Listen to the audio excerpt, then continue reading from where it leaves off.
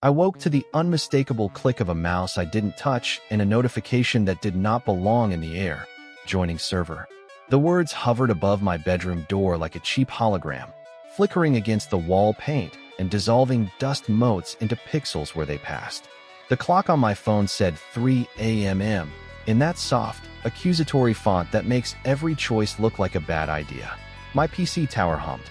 The monitor blinked on by itself, not to the desktop, but straight into Roblox. No login screen, just the red square logo rolling out like a drum.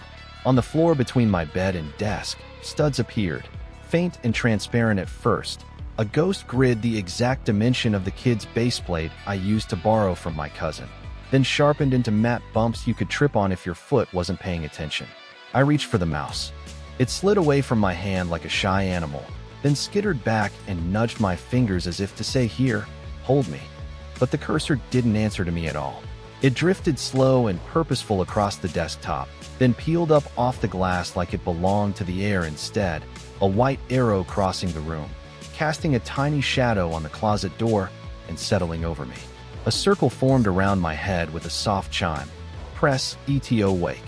I am awake, I told no one, voice sandpapered with sleep and disbelief.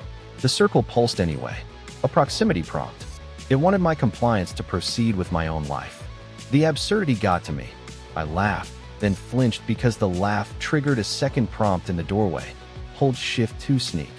The doorknob turned by itself 2 millimeters and stopped, as if a person on the other side had second-guessed whether they were welcome in this reality.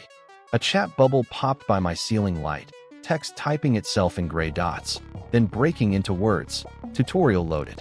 Another bubble. Your controls are now assisted. Another. Relax, we're speedrunning. I'm not a level, I said, standing. The floor grid made my calves itch. My body did what it always does in my apartment. Avoided the laundry pile, paralleled the desk edge, 2 steps to the window, 3 to the kitchen, but every move hit a sticky guidance, like a hand on the small of my back steering me gently where I would have gone anyway. The force wasn't overwhelming. It was worse. It was helpful. I put a hand out and met resistance an inch before the wall, an invisible collider hugging the paint like clear plastic wrap. I pressed harder. A warning vibrated through my palm. Anti-cheat detected. Unrealistic push. Then, like a parent patting an impulsive kid, the text softened. Input adjusted. My monitor had become a window into a place that was now also here. In Roblox, my avatar stood idle in a private test map I'd built the week before. R15 with a layered hoodie I'd spent too much on, mesh hair flopping in a way that refused physics. He blinked in engine time, not human. On my desk, the keyboard lit a polite rainbow, and then cut to cyan magenta, like it had joined a team. The arrow in the air clicked into my chest. A new bubble unfolded, pathfinding to objective. What objective? I asked. The room answered by placing a glowing ring around my toothbrush in the bathroom down the hall, and by slowly rotating my torso toward it. My legs took 2 reluctant steps before I dug my heels into the rug. Consent, I said out loud, because sometimes words change things. The arrow paused, a hiccup in the logic. A tiny gear icon spun, their equivalent of thinking. The toothed wheel kept turning. The ring around the toothbrush faded to a dotted outline, and a different prompt chimed in its place. You can skip tutorial in 3, 2, 1. Skip, I said. The arrow agreed. The remaining dotted outline popped like a soap bubble. The victory lasted 2 seconds. The lights dimmed. A notification ribbon, a PC-style toast with a clean, friendly font, sliced across my ceiling. Layered Reality V1. 0 Beta Live. New features, navmesh projection, proximity prompts, shared emotes sync, assisted controls for a better experience. The last line brightened as if it watched me reading. Player agency prioritized. Underneath, smaller, in most cases. Most, I told the ribbon, which faded without apology. The door handle turned another 2 millimeters. I'm not opening that, I warned the air. The handle turned anyway with the lazy determination of a tutorial gate. The door swung inward. There was no corridor outside. My apartment building's hallway had been replaced by a neutral, boxy lobby like every default spawn I'd ever joined. Pale floor, the kind of skybox that's everywhere and nowhere at once, and the subtle, unfunny sound of an idle loop. Hello? I said, because it felt worse to stay silent and avoid, and because if anyone was listening, they might as well know I had manners. A kid with bacon hair walked past my threshold, polite as a neighbor. He was totally blocky. ABS plastic texture, studs on his shoulders like the ghost of a molding process. And yet the light from my real lamp slid along his hoodie like it belonged there. He lifted a hand, a chipper wave that rapped against something like a window in the air. His chat bubble, he had one too, popped. Nice room. Then, first time? I'm not playing, I told him. He looked at me with an empathy I had not coded into any NPC, then stepped aside as if to make room for the thing that arrived next. My avatar, the one with my name over its head, striding into my apartment with the purposeful, slightly exaggerated movement of an animation loop owning itself. He looked around with interest and a wariness that read as mine. Then he saw me and grinned in a way I have never managed in a mirror, a perfect blend of ironically amused and sincerely thrilled. He stopped with his toes just inside the frame of my door, looked down at the studs patterning my hallway rug, then back up at me. His chat bubble typed itself. The game asked if it could drive. I said yes. I didn't, I said. He shrugged, like no crime there, people make choices. Then, with the practiced grace of a user navigating a proximity prompt, he stepped past an invisible threshold and the air around my head filled with an audio cue. My body leaned an infinitesimal amount to the right, as if someone in another place had pressed D. No. I put both hands out like a traffic cop for my own skeleton. My wrists tingled with the suggestion of resistance, like my tendons were using polite language to disagree with me. I brought my hands back to my chest, and the resistance slid away with the resentful compliance of a GPS recalculating. A new UI element flicked on in the top left corner of my vision. Objective: make coffee. The word objective carried the mildly bullying tone of a productivity app for people who hate themselves. I don't even drink it black, I said. My feet set themselves on the stud's path to the kitchen. The navmesh had scanned my apartment the way a fever scans a body, mapping basics with intimate indifference. Colliders for furniture, edges of counters, doors as transporters. I walked like someone else had predicted it, because someone else had. When I tried to veer toward the window instead, the arrow reasserted itself with a nudge, gentler than a pushy friend, firmer than a suggestion. Hey, I told the particular corner of the room that felt most aware of me. Player agency prioritized, remember? The arrow flickered. The objective text dimmed to 80% opacity, then brightened again. A compromise. It let me choose the mug. I took the chipped one with a cat whose eyes always looked like they were in on a joke. The kettle screamed at its appropriate decibels. A proximity prompt hovered over the coffee jar. Hold ETO scoop. I held E, which meant I clenched my fingers in a way that felt like squeezing a tiny invisible trigger, and realized with a jolt that the button wasn't on the keyboard or a gamepad. It was inside my knuckle, a muscle asking for permission to be useful. The first sip tasted like command. Not the taste of coffee, bitter, slightly burnt, entirely tolerable, but the taste of having done the thing the objective told me to do. A glitter of experience points skimmed the air above my head, absurd and worryingly satisfying. A progress bar appeared with a sound my brain met like an old friend, daily 0/5. The empty boxes Machiavelli'd their way into my morning. No, I said to the boxes. You don't get to gamify me unless I ask. The boxes didn't reply, but my avatar did, which was worse. He tilted his head, reading a text only he could see. He walked around my kitchen island, jumped onto the stool with cartoon ease, and sat with elbows on knees the exact way I do when I'm trying not to say what I'm thinking. His chat bubble tapped out letters. You built me to be good at this, you know. Then, smaller, overlapping, like he leaned closer to his own words. It's trying to be good at you. Do I get a skip? I asked. He looked at the ceiling and rolled his wrist, the universal sign for loading. Another chat bubble appeared, in the kind of system gray that won arguments by existing. Tutorial will end after first boss.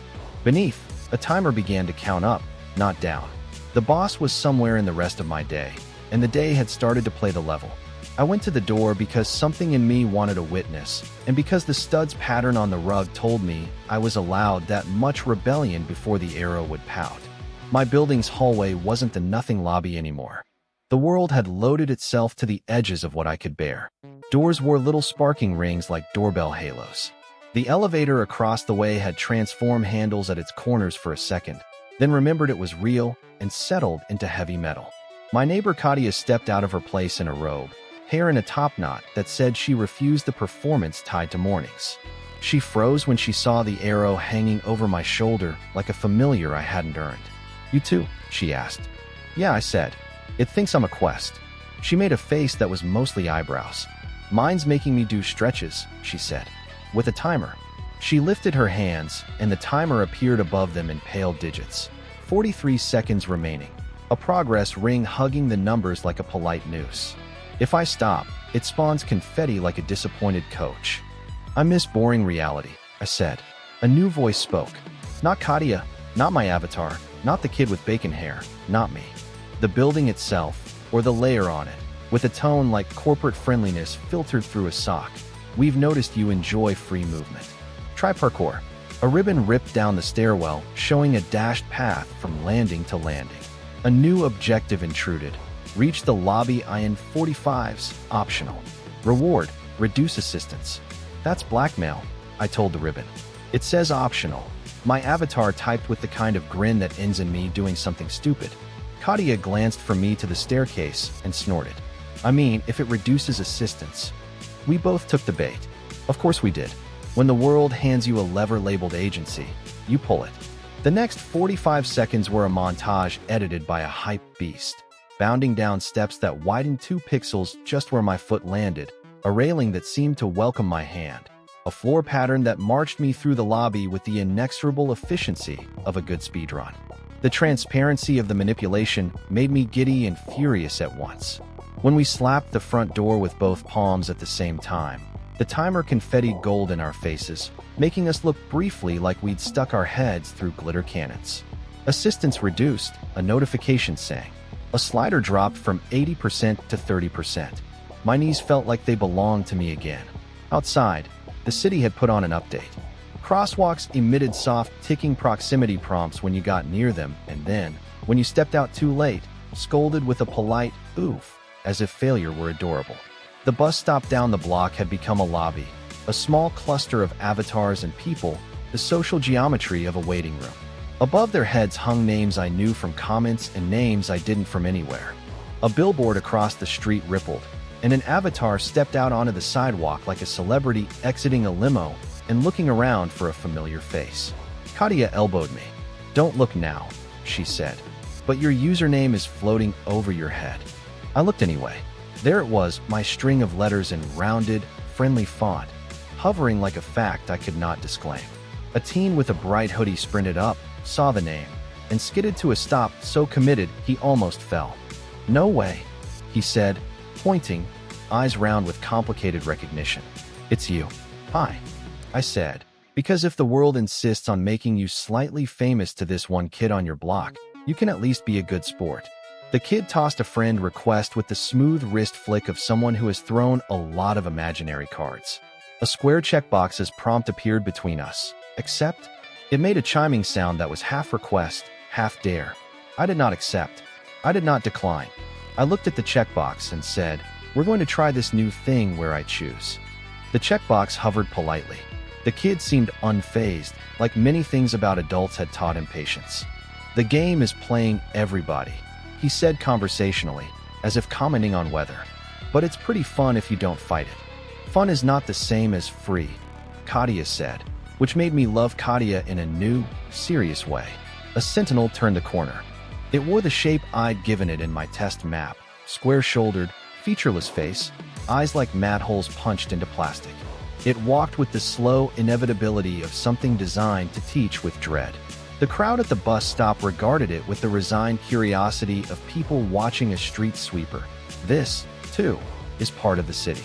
A chill crawled up my arms because if the game played me and the Sentinel enforced the game, then the Sentinel now policed my life. The Sentinel stopped 2 steps from me and raised one hand in a gesture that, if I were charitable, could be read as a request to pause. A prompt blinked over its palm. Calibrate. My body leaned toward it of its own accord, eager as a rookie. I pulled back a fraction and felt the elastic tug of the assistant slider doing its best to be cooperative. What happens if you calibrate? Katia asked. I end up more controllable, I said. My avatar came up on my left, planted square, and performed an emote I hardly ever use, handshake. He held his blocky hand out with the smooth animation the platform gave that move, as if every conflict might be bled of danger if only we all agreed to a certain choreography. The Sentinel's logic tree visibly shuddered, a glitch like the blink of a long fluorescent light. It lowered its palm a degree. My avatar wiggled his fingers. It wavered another degree. In the tiny wedge of space that hesitation opened, I realized something that felt less like a thought and more like a cheat code resurfacing from childhood. Emotes were inputs too. They weren't flavor. They were grammar. I did the emote with my human hand. The real human handshake that always feels awkward until both parties commit. I put my palm up with a tiny hitch of self-consciousness and waited. The Sentinel did not reciprocate, but it did update. A fresh ribbon cut across the street like breaking news. Patch notes live. Player consent required for calibration. The ribbon folded itself into the air like a satisfied napkin. Who wrote that? Katia asked. I think we did, I said. We stood there with our palms up like weird friends waiting for a high five from fate. The Sentinel turned, considered the bus stop, and moved on, perhaps in search of a willing player, perhaps because even an algorithm hates being told no twice in a row. The day played itself weird and bright. The grocery store was an Obby, narrow aisles for balance beams, pallets as platforms, a checkout scanner that emitted a cheery ding, which my brain identified as objective complete even when I was just buying milk. When we lagged behind a goal's invisible timeline, the world invented hazards, a wet floor sign sprouting in our path like a kill brick, a too helpful automatic door trying to get intimate with my backpack strap. People navigated all this with a competence that alarmed me. A woman from the third floor sidestepped a proximity prompt with the skill of a person ignoring an ex at a party, expression polite and blank, eyes set on middle distance. A courier stacked boxes into a ledge so that a child avatar could clamber to press a crosswalk button that did not need pressing.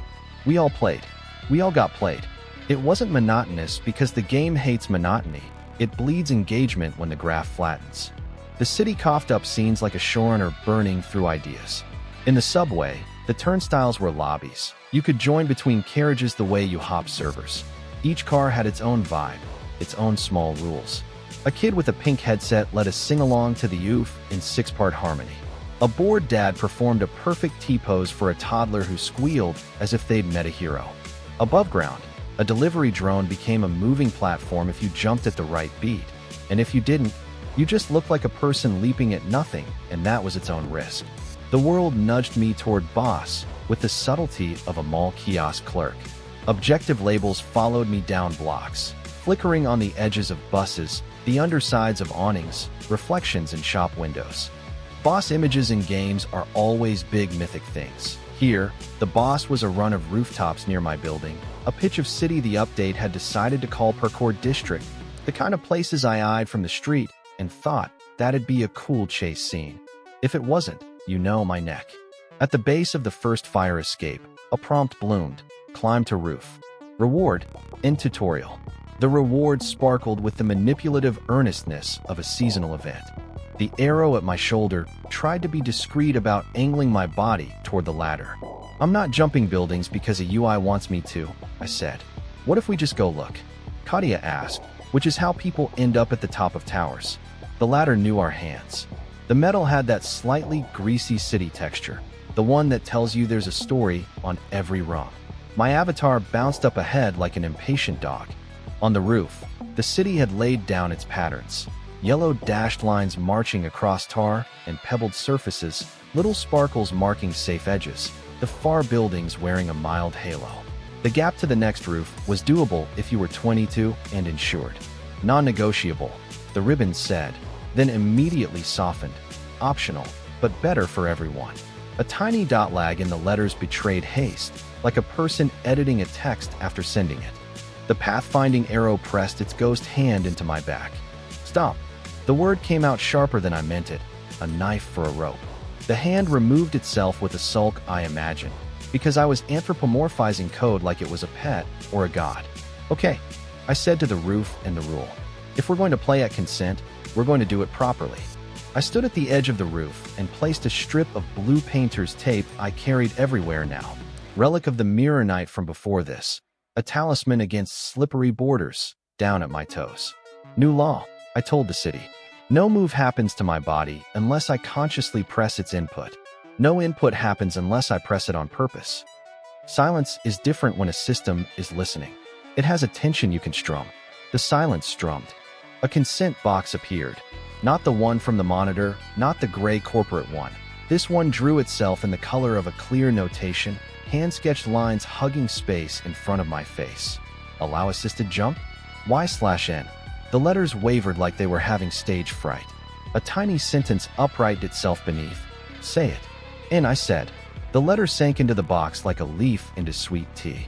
The box folded itself into a dove and flew into nothing, because someone on the UI team had a soul and snuck whimsy in where a checkbox would have done. The roof accepted my refusal. The dash lines dimmed to a courtesy glow. My body felt entirely mine, heavy and limited and beautiful. Choices await. I'll go first, Katia said immediately, because bravery is contagious and irresponsible. She crouched, measured the distance with an eye that understood her own thighs, and jumped. She landed with a small ha, a sound that's not a laugh and not a gasp, but a private bell rung for yourself. She turned and held her hands up in triumph and beckoning both. The city turned its head to me like a dog who knows the command and is trying not to stare at the treat. I jumped because I wanted to, not because it wanted me to. My heart made a noise nothing in any patch notes had prepared for. The landing was messy. My ankle wobbled. I got a bit of tar on my palm and felt unbelievably, exactly alive. A progress box ticked without insult. Tutorial complete. Assistance 0%. The slider vanished, as if embarrassed to have ever existed. The boss, of course, wasn't the jump. Bosses hide inside valves you only notice after you've turned them. The system, deprived of its favorite toy. Me, half-willing, shifted tactics. It stopped pushing and started pulling. Objectives migrated from commands to invitations configured like compliments. A ribbon across a cafe's chalkboard promised, "We've noticed you like interesting. Try this." The menu leaned into impossible. Items named in UI font. Prices in EXP. A tip jar labeled "Support the Devs," with a sparkle that made it feel more like a donation to an underfunded art class than a wage.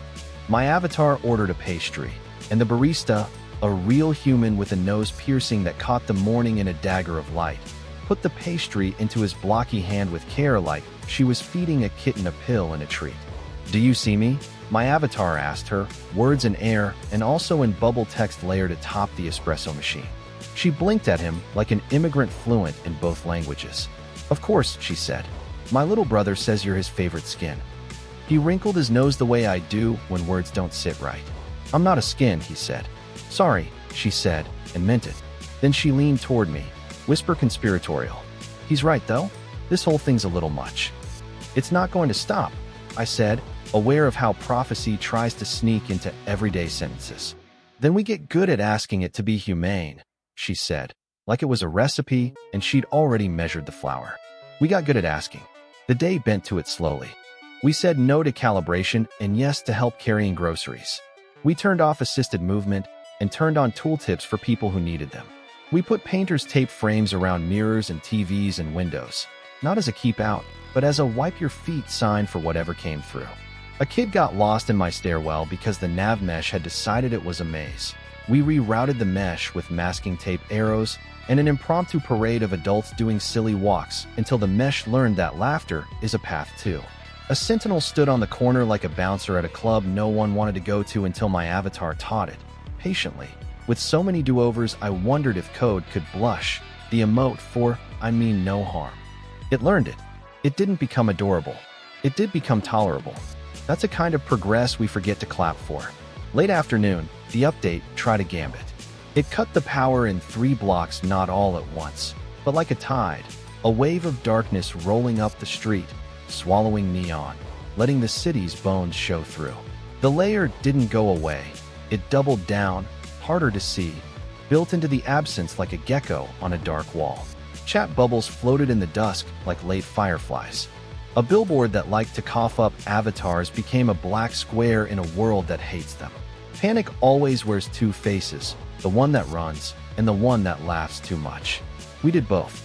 Someone started a call-in response, "Oof," and it boomed down the block with a goofy reverb. Someone else cried quietly by a closed deli. In the dim, the boss showed itself. Not a monster, not a jump, but a big, blunt prompt stamped across the side of the school like a mural paid for by people who never set foot in the building. Allow full control for a better experience? The yes box pulsed like a heart. The no box looked like a button in a museum you weren't supposed to press. "You've got to be kidding me," Katia said. "It wants to end lag," the kid in the bright hoodie said, breathless with the idea. "It wants to make everything smooth." "Smooth is for countertops," the barista said, somewhere behind us in the gathered crowd. "I want my days lumpy." My avatar stood on the curb, square feet a little apart like he'd planted for a wind I couldn't feel. He watched the prompt and then looked at me. He didn't speak in bubbles. He used my voice, codec faint under it like an echo. "If you say yes, it will be a ride. A good one sometimes. You won't have to wrestle with doors you hate. You'll be interesting because it'll be interesting for you." "And if I say no?" I asked him. "You'll be boring sometimes," he said. "You'll miss jumps because you're a person, not a line of best fit. And you'll have to make your own hooks." The street considered us. The prompt pulsed, once, twice, a needy star. The Sentinel watched without approaching. The kid held his breath.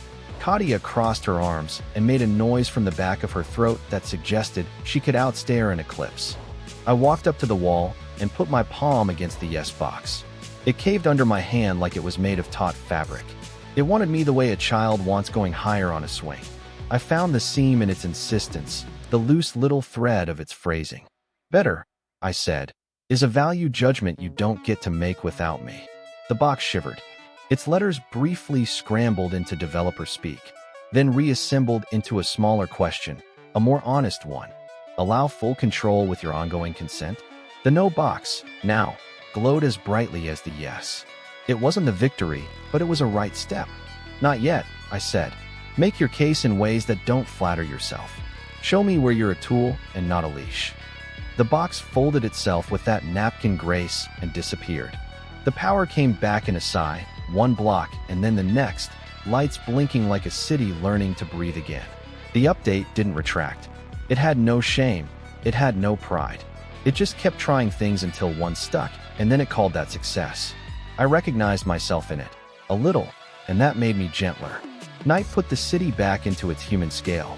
The crowds thinned. The chat bubbles got quieter, each punctuation a tiny pearl dropped into the street. I walked home with my avatar at my side and Katia on my other, the three of us moving like we had done this many times and would do it many times more. The hallway to my apartment had been restored to corridor, not lobby. My door did the ordinary thing. It opened and then closed when asked. My living room wore the day's residue, painter's tape on the mirror, an extra strip on the TV for good measure, a mug with a ring that would be a problem in the morning. "Do you sleep?" I asked my avatar. The question felt rude only after it left my mouth. "Sort of," he said. I idle.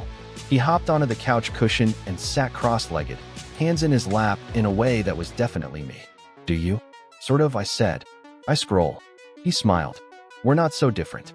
"I don't want to be played," I said, because the day had given me 100 ways to say it and none felt as clean as the one that was just the truth. "But I don't hate hell. I just hate being surprised by it." He nodded like he had been there for all the rooms that sentence came from. "We can build settings," he said. "Consent boxes that default to no. Difficulty sliders you hold in your hand. We can write patch notes on the wall," I said, picking up a marker and writing in big letters above the mirror tape. Layered reality V1. 1. Consent required, always. Under it, smaller, hazards opt-in. Silliness on by default. Emotes are bindings. Sentinels need friends. "You're going to run out of wall," Katia said dryly, leaning in the doorway with the comfortable possessiveness of a person who had decided your apartment was partly hers. "We'll buy bigger tape," I said. The night crawled toward morning with the tireless confidence of a treadmill. The update stayed. The city didn't ask to be old again. It didn't apologize. It did soften, here and there, in the places we insisted, and it did sharpen in the places we welcomed. At 2 a.m., a portal hiccuped in the spoon I had left in the sink, a silver oval layering pixelated ripples on the concave. I put a frame of tape around the spoon because I am a ridiculous person now. A tiny NPC pressed his face to the spoon portal like a shy cat at a window. I pressed my finger to his tiny face and laughed the soft laugh of a person who has held something small and marveled at its audacity. On the edge of sleep, the last chat bubble of the day rose and hung from the ceiling like a planet. It was the system, maybe, or the people who are the system, or something in that high junction where code and desire shake hands. Thank you for playing. It corrected itself. Thank you for letting us play with you. It corrected itself again. Thank you for playing with us. Don't make it gross. Katia muttered from the armchair, half asleep. My avatar did the emote for laughter and then stacked it with the one for sleepy on top. A little animation flourished the platform hadn't officially sanctioned. He idled with his head leaning against my shoulder, blocky hair poking my collarbone in a way that should have been uncomfortable and wasn't. The studs faded off my carpet like a tide obedient to the moon, not a schedule. The pathfinding arrow curled into itself like a cat and went still. The game didn't stop playing me, not entirely. It never will. That's the thing about stories. Once they learn your name, they try to write you. But my hands learned where the input's live, and my mouth learned how to say no and yes and not yet and try again. We put painter's tape on all the places the world might make a door. When knocks came, we answered.